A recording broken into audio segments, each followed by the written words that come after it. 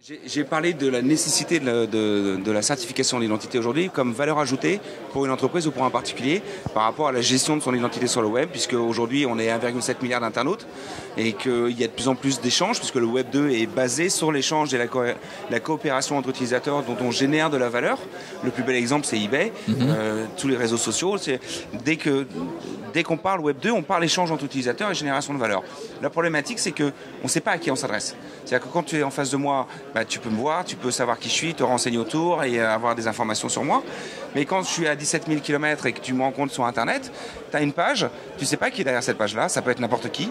Donc comment tu peux avoir confiance sur cette personne que tu n'as jamais rencontrée et avec laquelle tu vas interagir et avec laquelle tu vas échanger des informations qui peuvent être personnelles et qui ont de la valeur à terme et qui vont générer quelque chose. J'ai une réponse.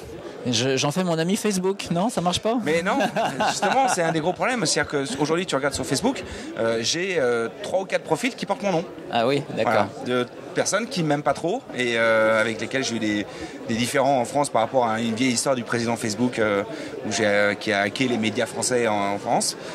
J'ai commencé à dire, bon, ça suffit là. Et son staff, enfin ses amis, entre guillemets, ses amis Facebook, ont commencé à me harceler sur Facebook et à créer des faux profils qui sont antisémites, qui sont racistes et ainsi de suite. Donc tu ne sais pas lequel des chats le mérite et sur Facebook lequel est le bon. Alors, quelle est la solution donc, à laquelle vous avez pensé pour résoudre ce problème-là? Nous, c'est la solution qu'on a créée avec MyID, MyID Certify, qui est l'entreprise que j'ai créée maintenant il y a 2 ans, qui est sortie en bêta publique il y a 1 mois maintenant, et qui permet en fait de faire un lien entre une identité numérique et une identité physique, et donc de certifier la propriété de cette identité et d'être capable d'assurer la traçabilité et de rajouter une couche de confiance sur Internet. Alors, quel est le processus pour garantir cette identité? Le processus, il est en plusieurs étapes. Il passe par ta carte bancaire. Pour une raison toute simple, c'est que aujourd'hui, qui détient ton identité à travers le monde? En premier, c'est les gouvernements. Et je ne pense pas que ce soit le rôle des gouvernements de faire ça, c'est ce que j'expliquais ce matin dans la conférence. Et la deuxième institution qui détient ton identité dans le monde, c'est la banque. Puisque tu ne peux pas ouvrir un compte en banque sans qu'il y ait une présentation de pièce d'identité au banquier et que le banquier fasse une vérification de la validité de cette pièce d'identité et que ça matche avec toi et que c'est bien toi. Donc on utilise les banques. Donc en fait, tu t'inscris chez moi, tu déclares ton identité, ton prénom, ton nom, ta date de naissance, ton genre et un email bien évidemment. Et ensuite, tu passes à l'étape d'après qui est l'étape où tu payes. Tu payes une fois. Une seule et unique fois, qui est ce qu'on appelle un setup fee, et tu paies entre 2 et 5 euros, c'est un montant aléatoire, avec ta carte bancaire, qui porte le même nom que le nom que tu déclares.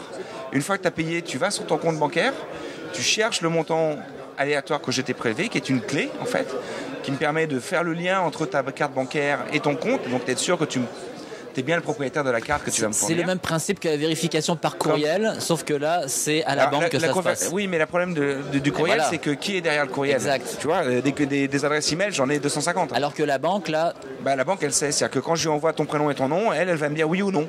Elle ne me dit pas plus d'informations parce qu'elle n'a pas le droit, c'est le secret bancaire, mais elle est capable de me dire si ce que j'ai comme information correspond à celle qu'elle a vérifiée.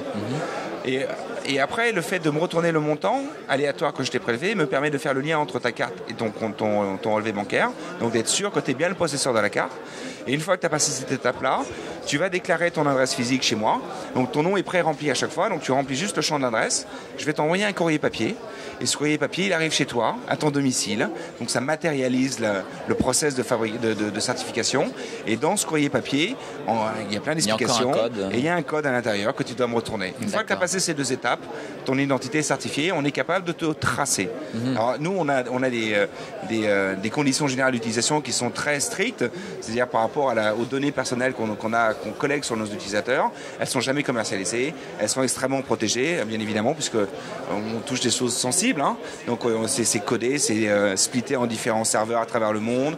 Donc on a mis le même niveau de sécurité que quand tu te connectes sur ta banque, par exemple, ou sur pas un service gouvernemental parce qu'ils ont encore plein de choses à apprendre, mais la banque est un bon exemple. Donc c'est ça, vous avez une infrastructure bien solide. Alors, on est une banque d'identité. Tu dis, vous avez lancé ce projet-là il y a 2 ans? On a commencé à travailler il y a 2 ans. Et vous êtes en bêta seulement le mois dernier. Pourquoi si long? Parce que c'est très long. Qu'est-ce qui est long? Parce que les banques sont à un niveau d'archaïsme moyenâgeux sur le mode de fonctionnement. Ils vont être contents de t'entendre. Oui, mais je sais beaucoup les banques. Je me suis toujours bien entendu avec eux. Ils sont en Cobalt. Donc ça te donne une idée. Le Cobalt, vieux langage. langage j'ai des années 60. 7 ans, hein, donc Ouais. c'est un des premiers langages que j'ai appris avec le Pascal et le Basic. Donc ça remonte à très longtemps. Que c'est des process décisionnaires qui sont extrêmement lents, qu'ils sont très frileux, voilà.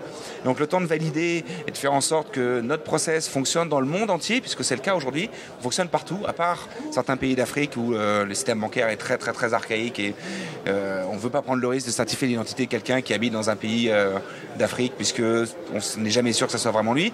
Mais sinon, dans le reste du monde, ça marche en Chine, ça marche au Japon, en Corée, en Amérique du Nord, en Amérique du Sud, dans toute l'Europe.